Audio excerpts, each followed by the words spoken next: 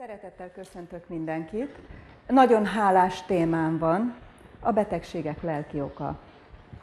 Hogy miért hálás ez a téma, az mindjárt ki fog mindenki számára derülni, hiszen az én számomra és nagyon sokunk számára a betegség nem egy istencsapása.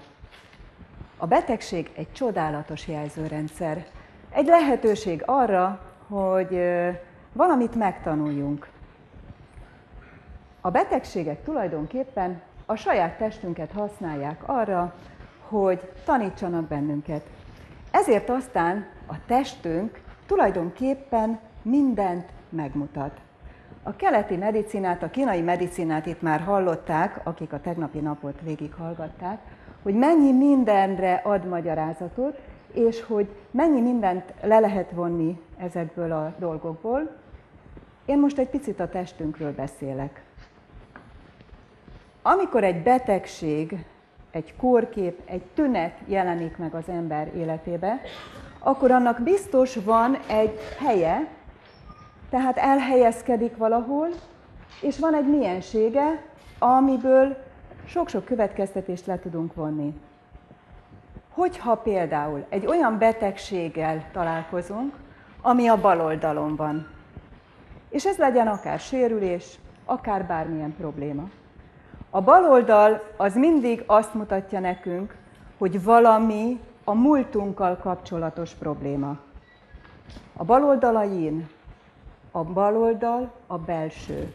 Amikor baloldali problémákat kapunk, akkor az arról szól, hogy lehetséges, hogy valami múltbeli problémát nem sikerült feldolgoznunk, vagy a baloldal a nőiességünk.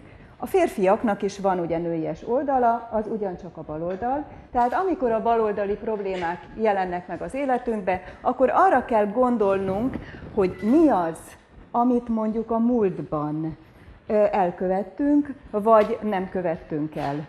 És mondjuk a nőiességünkkel kapcsolatos, vagy a nőkkel kapcsolatos probléma. És természetesen ennek a másik fele a jobb oldal. A jobb, ami a yang, a férfias oldal, a napsugár és a jövő. Tehát abban a pillanatban, ahogy már ezeket a problémákat felismertük, akkor tudjuk azt, hogy ez egy lehetőség arra, hogy valamire elkezdjünk figyelni.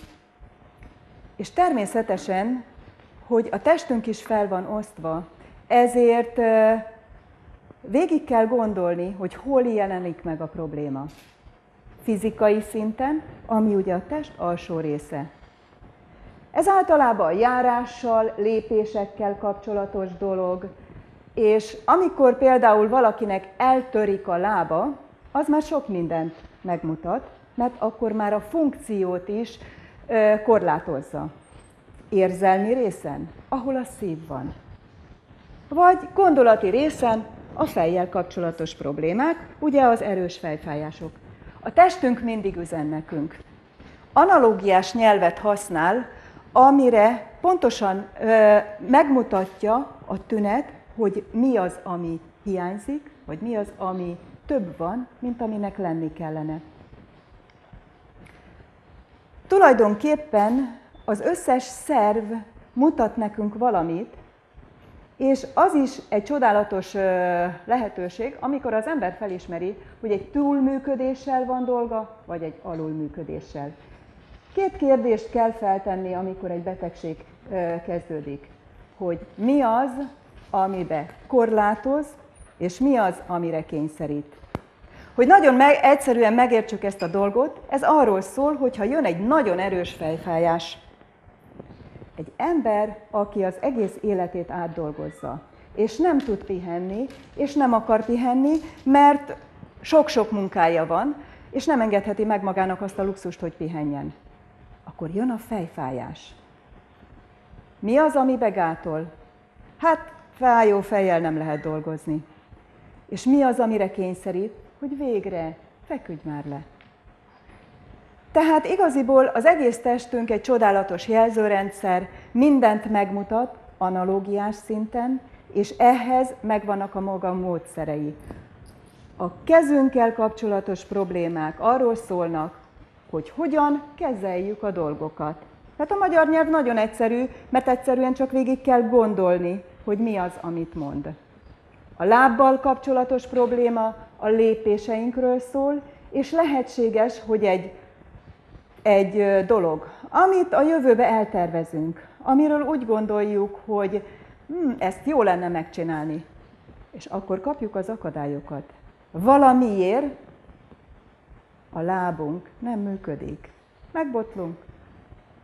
Esetleg, hogyha nem vesszük a tünetek jelzését, akkor erősebb jelzéseket küld a test. A test először mindig nagyon-nagyon egyszerűen jelez.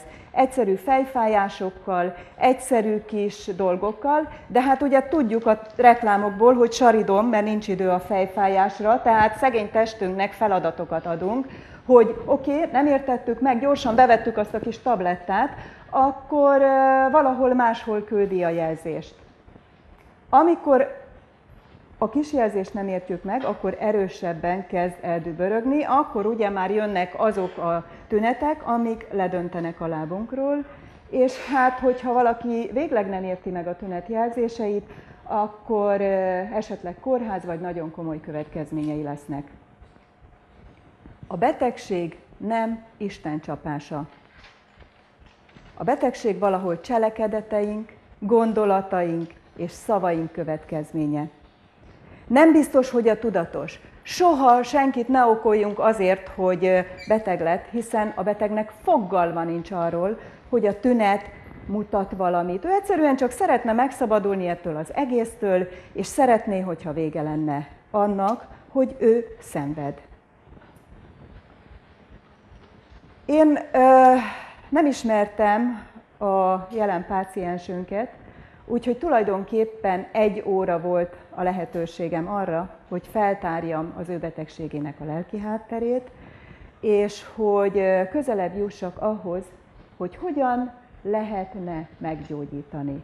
Hogy mit árul el az ő tünete.